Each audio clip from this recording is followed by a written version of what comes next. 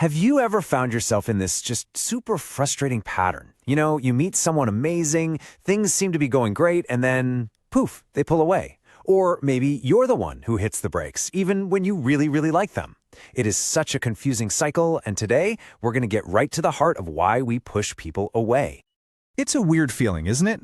It's like, no matter how badly you want to let someone get close, there's this invisible barrier just stopping them in their tracks. You can't see it, but you can definitely feel the effects. And this is the real puzzle. Deep down, the desire for a real bond, for intimacy, it's totally there. But your actions, sometimes without you even noticing, they seem to be doing the exact opposite, creating all this space when what you're really craving is closeness. Okay, so let's really get into this, because this question is everything. It's a tough one to face for sure, but it's the absolute key to changing the whole pattern. What if those very walls that you feel like you're running into are the ones you've been building all along? Let's figure out how. So first things first, we need to look at the actual bricks that make up these walls. And they're usually pretty subtle. These everyday things we do that we might not even see as self-sabotage. The first brick in the wall? Oversharing. Now this isn't about being fake, it's all about timing. When you unload deep traumas or insecurities on someone who's basically still a stranger, you're creating this level of intimacy that they just haven't earned yet. And it can make them feel really uncomfortable, not because of what you said, but because the closeness feels forced and way out of sync with where the relationship actually is. Next up, negativity. And look, this isn't about that toxic positivity stuff where you have to pretend everything's great. It's much simpler. Just ask yourself, after someone hangs out with you, do they leave feeling a little lighter, or is their world a little dimmer? If you're constantly bringing this draining, heavy energy, people will naturally pull away. We're all just trying to protect our own energy, right? Ooh, intensity. This is a big one.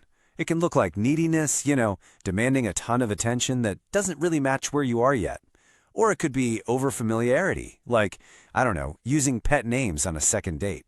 It usually comes from a whole story you've built up in your head about the relationship, a story that's way ahead of the reality. This one's pretty straightforward, but it happens all the time. Using alcohol to calm those first date nerves, it can backfire big time. Somewhere between that first drink and the fourth, we can turn into a less put-together version of ourselves. And for the person sitting across from you, watching someone lose that control can be a major turnoff.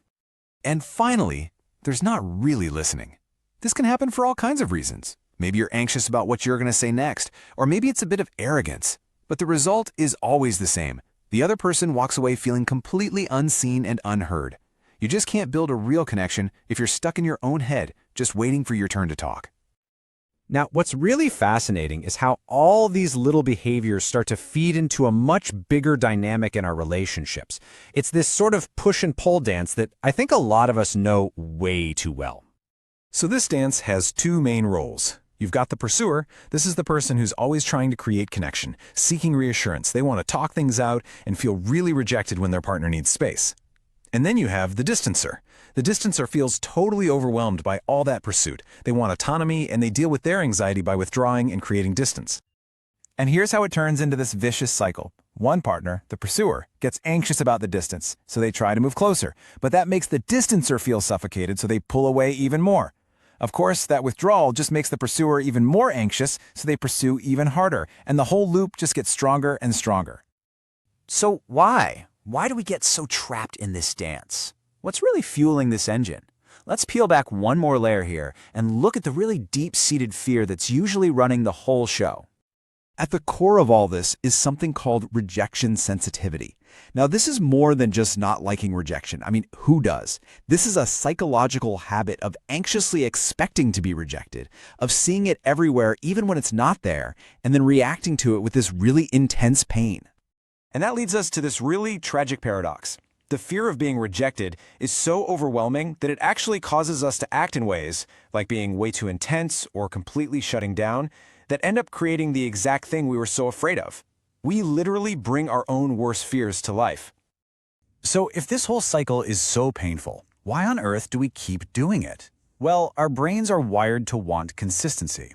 And they have this really clever and sometimes really destructive little trick for dealing with our own conflicting behavior.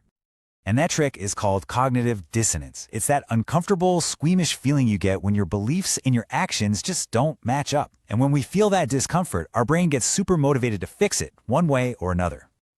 Okay, here's a perfect example. Your belief is, I want a loving, close connection. But your action is, I just push that person away by being way too intense. See? That creates dissonance. So to make that uncomfortable feeling go away, your brain might change the belief. It'll say, well, they probably weren't right for me anyway. Or, I could tell they were just going to hurt me. It justifies the action and makes you feel consistent again, even if it keeps you stuck in the same loop. All right, we have diagnosed the problem. We've looked at the fears underneath it all. Now for the most important part, how do we actually fix it? Let's get into a real, practical playbook for starting to tear down these walls. So if you recognize yourself as the pursuer, your main job is to find ways to stop the chase. This means learning how to soothe your own anxiety instead of always looking to your partner to do it for you.